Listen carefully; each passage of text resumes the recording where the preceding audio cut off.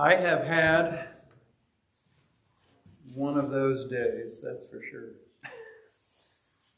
Sometimes this is one of those days, as far as school is concerned, where I walk away and think, man, sometimes it's just a lot like work. Because I'm sure that I did not win favorite teacher today. That's okay, because no one got a favorite student award either. It's just what it is. All right, anyway. It's been a while, and I'm okay with that, since I had a baby or a toddler at my house. But I do remember those days. And sometimes when I think back about those days, I'm reminded of something that I used to say, thought used to come to me at school every now and again, usually when there was a bad situation apparent. And it would be this: it's so difficult to raise a child, and it's so easy not to have one. Why would you ever have one if you didn't want to have a child? I know there's not an easy answer to that, but have you ever been with somebody that had a toddler and you saw that toddler doing something they shouldn't do, or not doing something they were told to do, and you see this misbehavior or this defiance, and you just sort of glance to see what mom or dad's going to do, only to see mom or dad with a smile on their face and start to giggle and say, "Oh, aren't they cute?" You seen that situation? I made it because it's probably not easy to be, in some ways, the child of a teacher. Because every teacher, if you've been doing it very long, you start having some stories. And then you come home and then your kid does something and you're like, okay, we're not ever going down this road. So, I mean, like my kids, I might not have even had kids when I decided this. It might have been just Isaac, because it was way a long time ago. I'm not going to tell you why I said this, but it was because of a particular student. I came home one day and I said, never, ever in this house are we going to tell our kids they're cute. And we didn't. Cuteness is not a positive character quality. Cuteness, I could tell you students that have been told quite often how cute they are. They're not easy to deal with.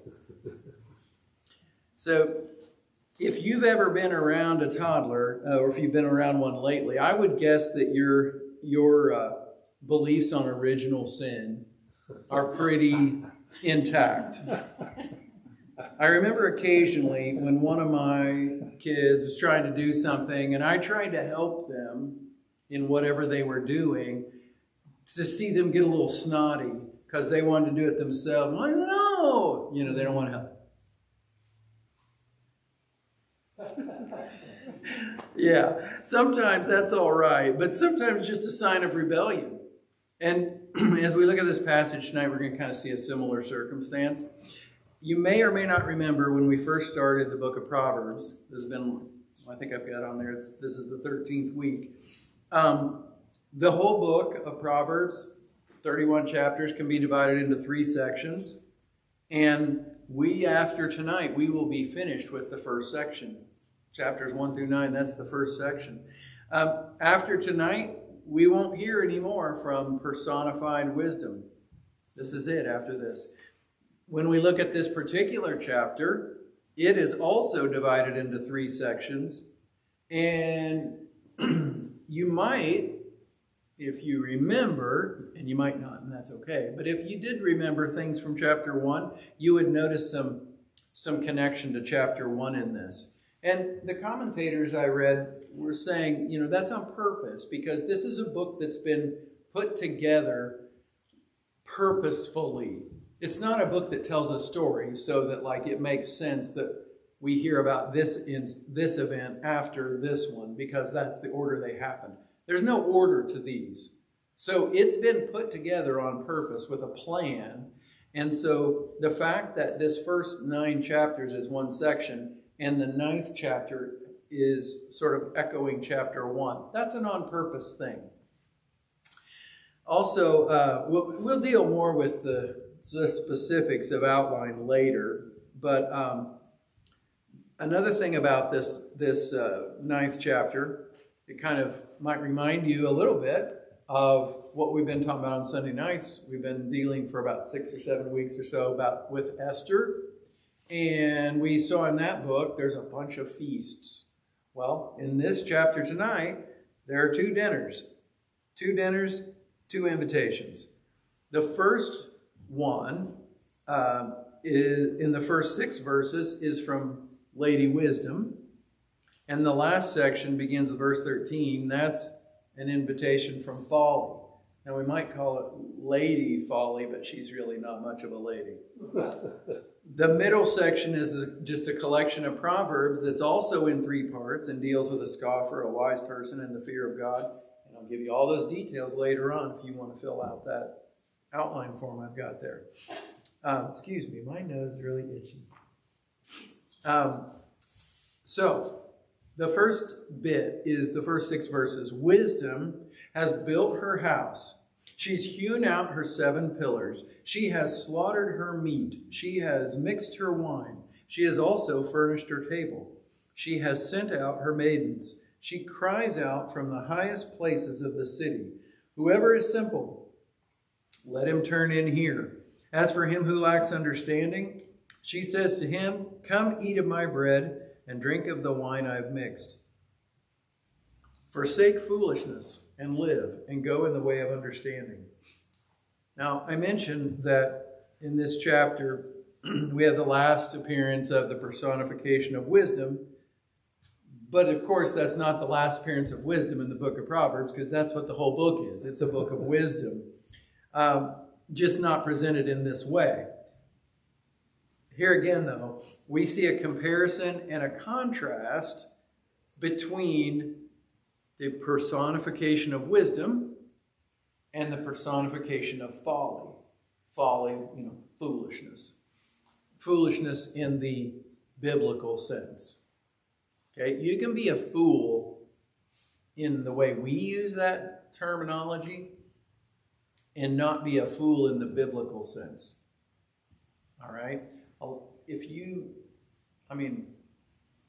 wouldn't want anybody to think poorly of me, but I've called students fools before because they were. But I wasn't accusing them of saying there was no God. That would be a fool in the biblical sense. A fool in his heart says there is no God. Okay? So there's some other kinds of fools too, but usually we talk about just somebody that's just full of nonsense. They're just, that kind of stuff. So we see this comparison and contrast here. We can imagine the writer here, the sage, in the role of a parent. Or we could imagine a parent in the role of the sage using these. That works too. And they're probably addressing a young person that's just ready to strike out on their own. But as we said some weeks ago, we shouldn't assume that we don't have something to learn as well. Because I know I feel like I've always got something else to learn. We've seen wisdom at work in previous chapters. Now we see her house. What kind of house does wisdom have? 7 pillars. It's not a shack, is it? It's not a hovel. It's not like a repossessed double wide that she got real cheap somewhere. No. She has a mansion. It's an elaborate structure that is immediately impressive. You turn the corner and you see it. It's Wisdom's house. Might remind you of one of those 3 houses, probably the biggest one, as you drive into Effingham. Oh, yeah. You come down over and you're like, oh, look at that one. You see the 2 smaller ones, and they're really impressive until you see that other one. Then you're like, this one was made so those 2 people knew where they stood. And none of them are like our house. Okay? So Wisdom's house is big, and you just get this impression as soon as you start pulling up the driveway. There's 7 pillars. They're not the plastic wrap around a 4x4 kind of pillar. They're hewn out of stone. They're like marble pillars. They're impressive. The house speaks, when you see that, the house itself speaks to what might be in store for the person that followed wisdom's way. That's what that said. That's what that is. I'm sort of reminded when I read about this house and I see this story, I'm sort of reminded of the story that Jesus told about a house that was built on a rock. Who built that house? The wise man. He built his house on a rock. So it's like not a rock that's under the surface of the ground. I mean, maybe that's your impression. That's not my impression. It's like up there, overlooking the water kind of a thing. What's wisdom doing? Well, she's planning for company. She's preparing an almost regal feast. In anticipation of company, she has slaughtered an animal. Now, if you invite me over by asking me if I'd like to come to dinner, I'm going to come. I would come. I'd show up. If you tell me that you just got a side of beef and I'm going to be grilling a bunch of that beef, would you come? Now I'm not only going to come, I'm going to be really excited about coming. And the funny thing is, I'd be really excited, and I actually get to eat meat on a regular basis. The regular people in this day didn't have meat very often. They just didn't. I mean, things were different. I remember one time I was a senior in high school, and I figured I'd give it a shot. I knew it was a forlorn hope, but I was asking my mom if I could skip school for something. It was a stupid waste of breath, but I asked her, and she of course said no. Not we'll think about it. No. And I said, well, you never let me skip school for anything. You never make a doctor's appointment for me during school time. I never had a dentist appointment during school. Never. She wouldn't do that. And she's like, yeah, well, you're supposed to be in school. That's what you're doing. I said, well, Dad told me one time he skipped school to go hunting. He skipped school one time to go squirrel hunting. And my dad, who happened to be also in the kitchen, just listening to this point, piped up and said, yeah, because if I didn't get a squirrel, we didn't have meat that week. Because he grew up poor, really poor. Po. He didn't even have the R, probably. So these people are like that. They don't have meat very often. But here's wisdom, and she's slaughtered an animal. Okay? And she is making plans. So like it shouldn't be surprising to us. The personification of wisdom is planning ahead. We would think that would be a wise thing to do. Also, following social protocols, she sent out servants and presented formal invitations. Again, if you invited me to dinner, well, I'd come. But if you sent me in the mail an embossed invitation that was on really nice heavy paper and all, I'd be like, oh, this is not going to be, probably we're not having a casserole. We're probably doing something good, No offense if you like casserole. We do at our house too. So you'd feel important. You'd feel cared about. You'd feel anticipated. That's what wisdom is doing here. She's thought this through. But also, we see that she's not content to just leave it at that. She doesn't want to exclude anyone, so she goes out like the street preacher we talked about last week or the week before. She goes out and she's just inviting everyone. Well, she's inviting the simple, which turns out to be everyone. Everyone is in that category. Interestingly enough, she addresses the invitation to the simple. She says, whoever is simple, let him turn in here. You'd think that'd be bad salesmanship. Are you, Are you simple? You have like the late night commercials on TV. Are you simple? No one's buying that product because we don't want to admit that. But wisdom is calling out to the simple.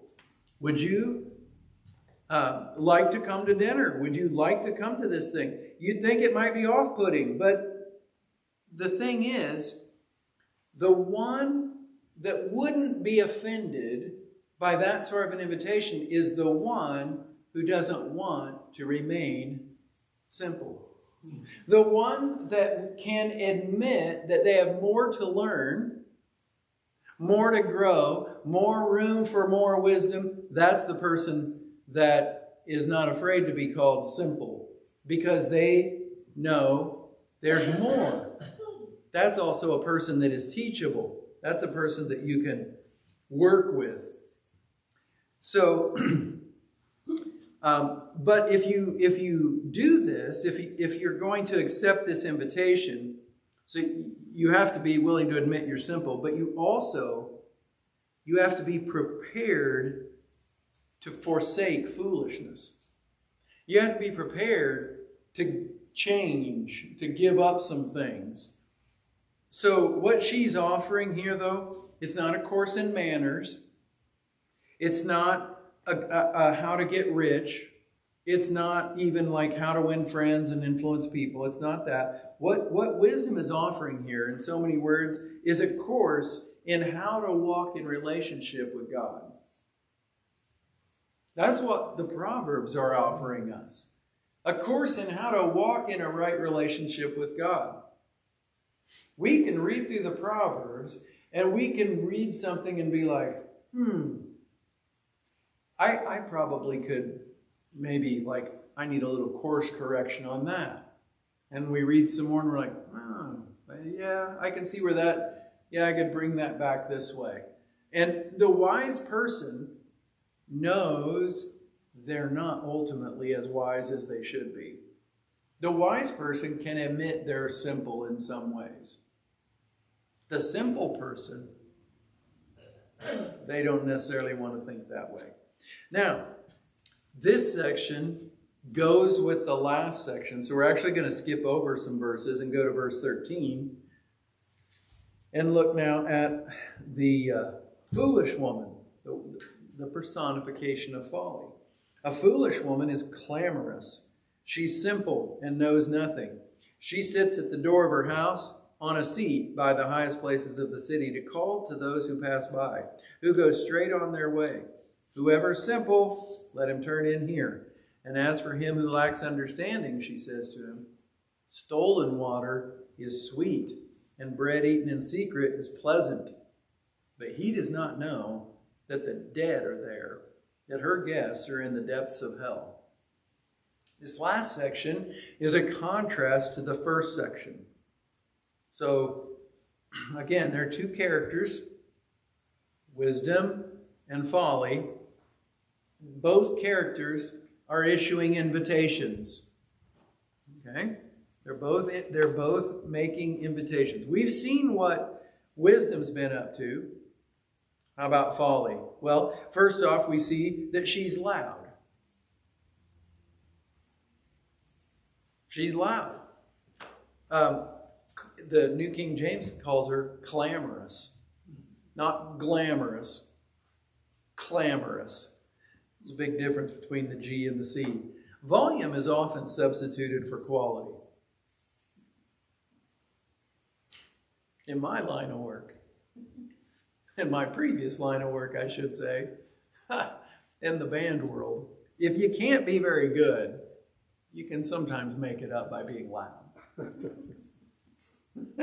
It's just, it's just so true in so many ways. Some people make up for not knowing that much by turning up the volume. They're loud. Often the people that know the least really are the loud ones. Sometimes you think, the one that knows the least is the one that keeps talking a lot. If they turn the volume down a little bit, and maybe this one would turn the volume up a little bit, everyone would be improved. Now this woman is loud. we can make all sorts of examples for that. We'll just leave it at that for now. She is simple, not in a good way. She's simple in a way that's in a direct contrast to wisdom. Excuse me. She's also offering an invitation. Her invitation isn't to a banquet. And she isn't choosy about who comes, really. She's calling everybody. But, she's calling the simple, so everybody. But what is she offering? Well, what she's really offering is pleasure. She's offering pleasure. We don't really notice her house because we're more taken by her appearance. You realize a lot of people are far more interested in experiences than they are in really connecting with God. There's a lot of people whose relationship with God is really just a set of experiences, not a real relationship. As long as they can have another experience, they think they've met with God. We had a good service today. Why was it a good service? Oh, you should, Sister so-and-so was and she did this, and she ran the aisles, and she did that. Don't get me wrong. I've been in numerous services in my life where people ran the aisles, had their hanky, did the whole thing, and I didn't question. But seeking experiences, I guess some people do that, and they call it a bucket list. They've got a list of experiences they want to have in their life. When it comes to God, experiences aren't the top of the list. They shouldn't be. Wisdom's menu, we already saw, it's like a side of beef, prepared wine. What's folly's menu? Water. Bread and water. Bread and water. But the only thing it has going for it, it is stolen. It's an experience. She's admitting something that we sometimes want to deny, that there is genuine pleasure. I'm not saying it's right, and I'm not saying it's good, but there is genuine pleasure in breaking God's laws. It's twisted. It's not the way we ought to look at things, but it is real. That's why Satan can tempt. He's not tempting you to do things God approves of. He's tempting you to do things that God doesn't approve of, and you know it, but it seems pleasurable. And it indeed is pleasurable for a time. The Bible talks about the pleasures of sin for a season. There's a time, but then it tastes like ash in your mouth. It's not that it's never good or fun or pleasant. It is, just not for very long. That's what she's offering. What else is she offering besides pleasure? Well, if you look far enough, she's offering death. If you wanted life, you stopped at the wrong house. This is like the Hotel California. Check in anytime you want, but you can't ever leave. That's what she's got going right here. Now, in examining the outline, there's a lot of connections here, and I'll work through this with you and let you fill it in. And maybe it'd be interesting to you to look and do the direct comparison, and you'll see this can't be an accident. The person that wrote this out had to have done this on purpose for a comparison contrast reason. So this is another chiastic structure. It's this X-shaped thing. But the chapter actually is this chiastic structure. So there's 3 parts, and you got the first part and the last part are similar with a different part in the middle. Musicians love that stuff too. Most music is built that way. Some variation of that. So in the first section, we'll call that the A section. That's wisdom's invitation to the banquet. And so we have an orientation, a preparation, an invitation. I have that all written there, right? Okay. So the orientation is wisdom's grand house. Wisdom's grand house. And if you want, I'll give you verse references. That's verse 1. Okay? Now, if you want to go to the comparison part, we'll call this the A prime section. So like A with a little apostrophe. They do that to show that it's very similar but not exactly the same. All right, so this is folly's invitation to share pleasure. The orientation here is folly's mannerisms.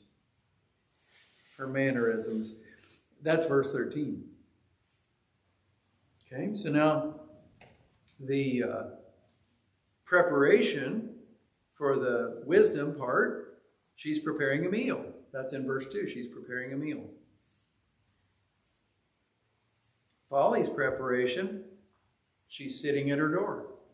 That's verse 14. Sitting at her door. Then we get the invitation.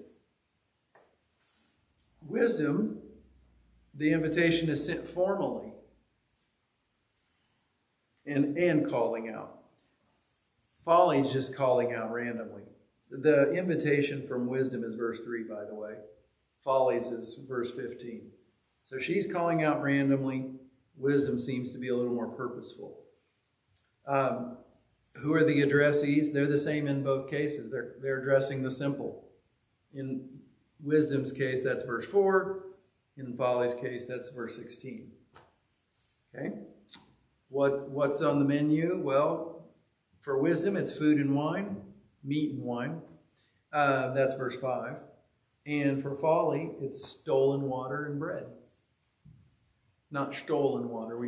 That's one of my old dad jokes from Christmas every year. More on that later if you really want to know. The outcome for wisdom, verse 6, life and understanding. Life and understanding. And the outcome for folly, well, it's just death, verse 18. You know, you look at this and it's like a chart of pro and con. Like these are the things that wisdom and these are the things from folly. It's like a pro and a con chart. Wouldn't we have a lot fewer problems in life if before every big major decision we sort of made a list of pros and cons? That's a good idea. The middle section that we haven't read yet, this is another chiastic structure. It's like structure within structure. Okay, it has its own outline.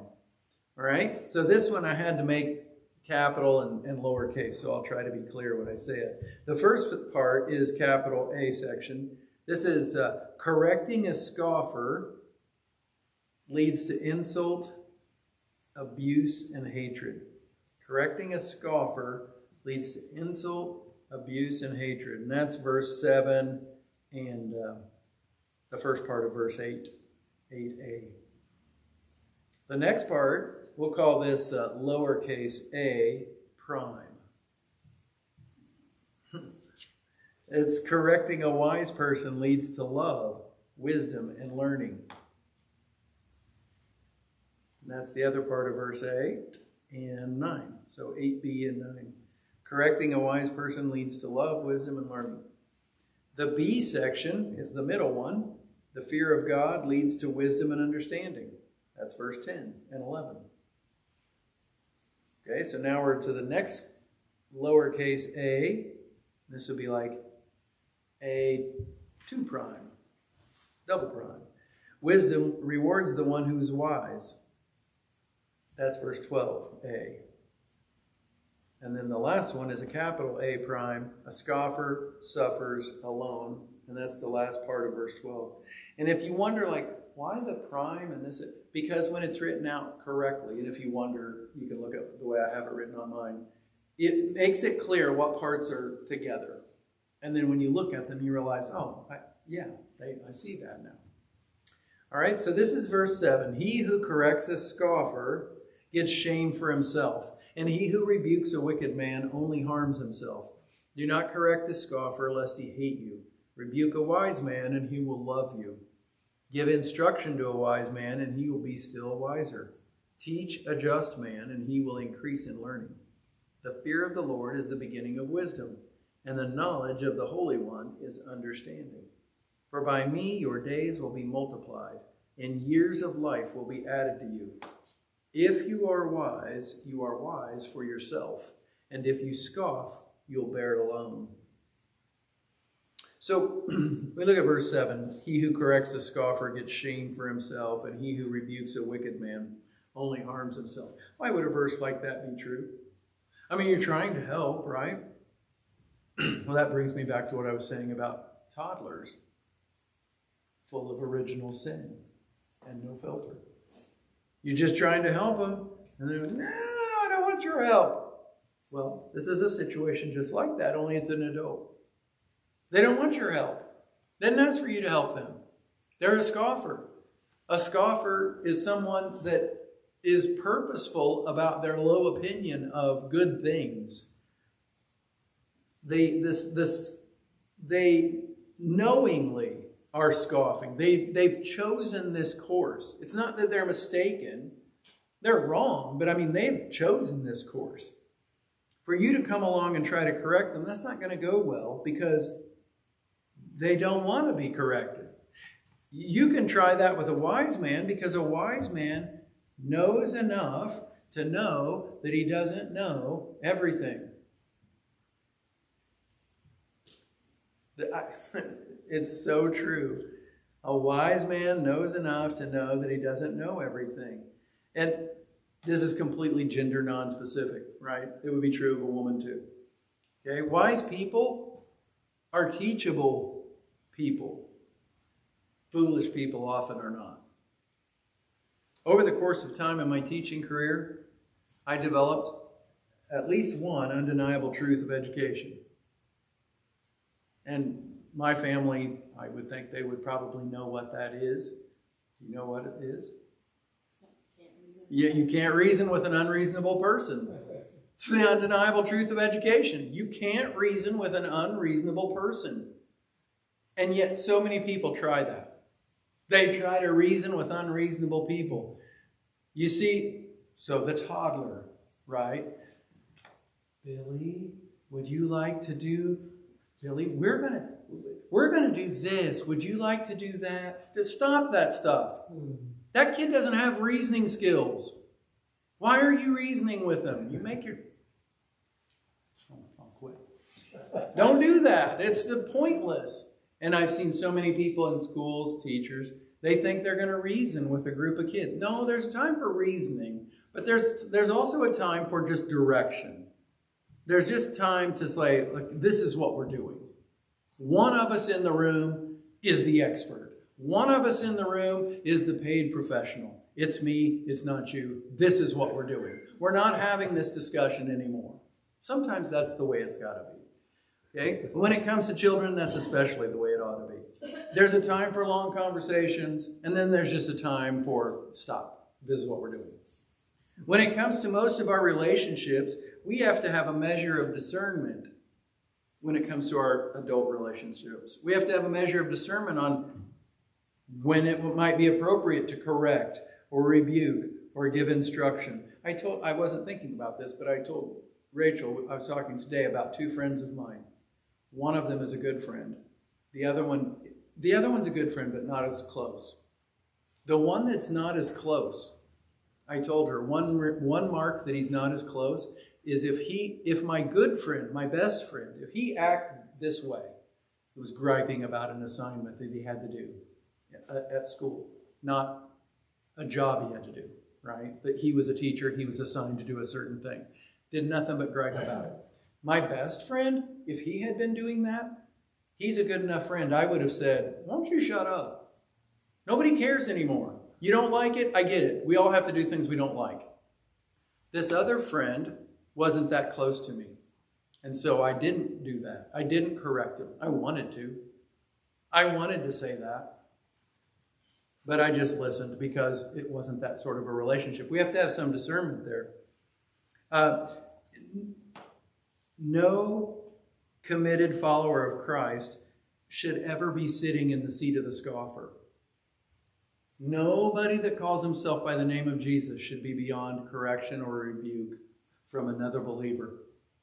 If somebody comes up to me and says, you know, I saw how you reacted to that person, and I just want you to know that you were wrong. If I fly off the handle at the person that told me that, I'm doubly wrong. I should not be beyond rebuke. I should not be beyond correction. Not if I'm calling myself a committed follower of Christ. I've enrolled myself in the school of wisdom, and I should know enough to know that I don't know everything. We have to be open to rebuke. Okay? The Christian is supposedly, by definition, wise. In case we've forgotten in the last few chapters, the sage reminds us of the true nature of wisdom. It is fearing God. That's the true nature of wisdom. In the fear of the Lord, ironically, we know when to fear and when not to be afraid. But there are definite times to be afraid. We're always quick to point out, well, the fear of the Lord, that doesn't mean being afraid. Well, sometimes it does, and sometimes it should. There are definite times when it makes sense to be afraid of the Lord. If you want scriptural times, I'll point you to a boat. The disciples are in the middle of the Sea of Galilee on a night like last night.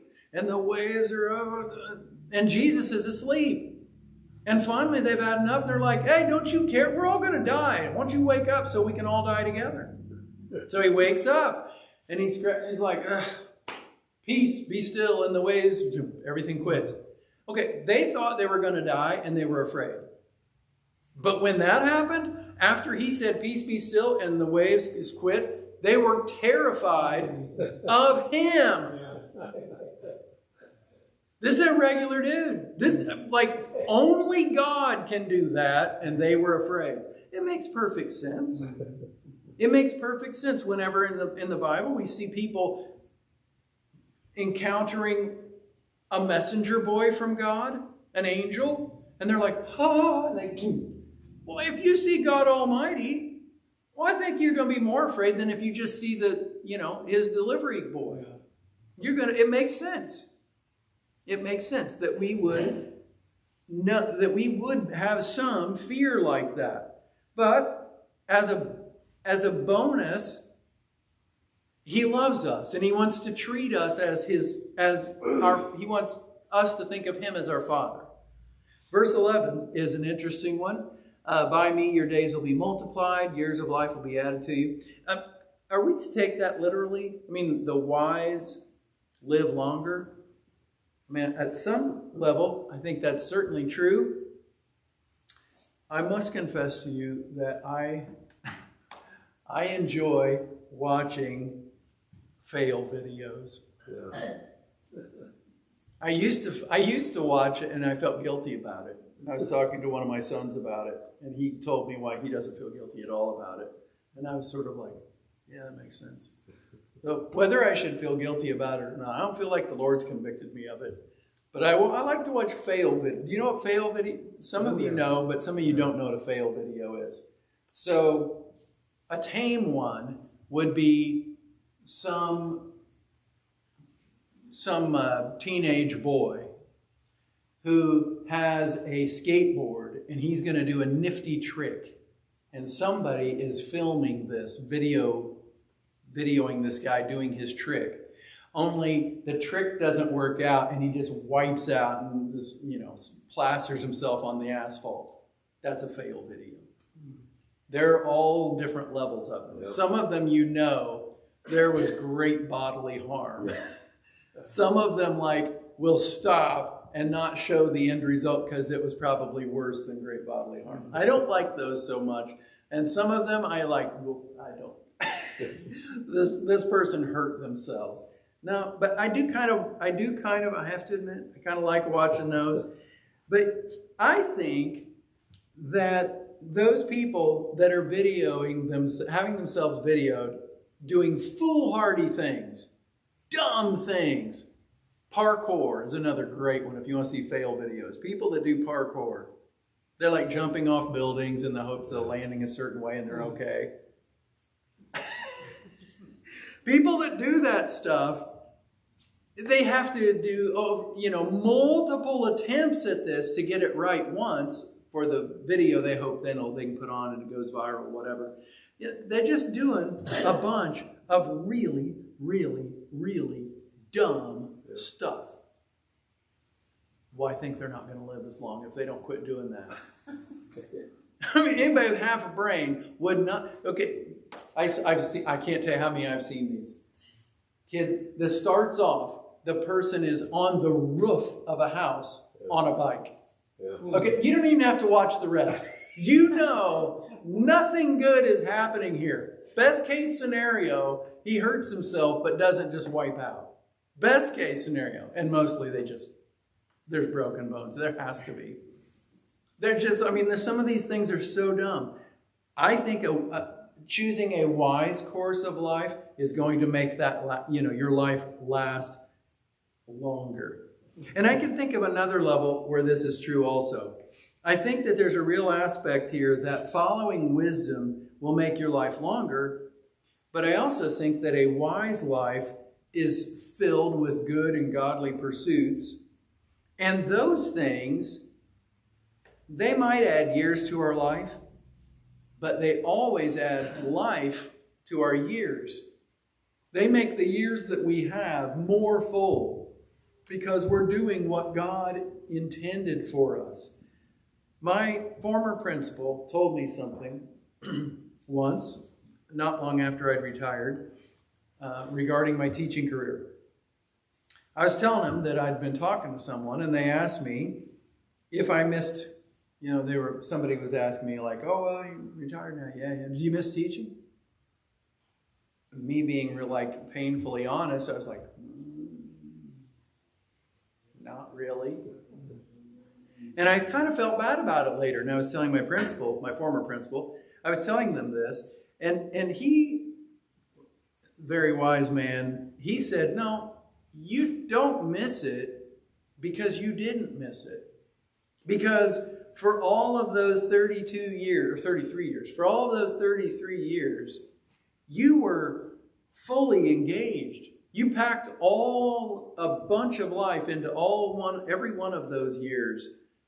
You might say that I'd left everything on the field when it came to what I was doing. I wasn't always the most successful, but I was never a slacker at what I did. I went after it. I did my best. I spent many of my years teaching, trying to make my principals look good. And I would tell them that. It's my job to make you look successful.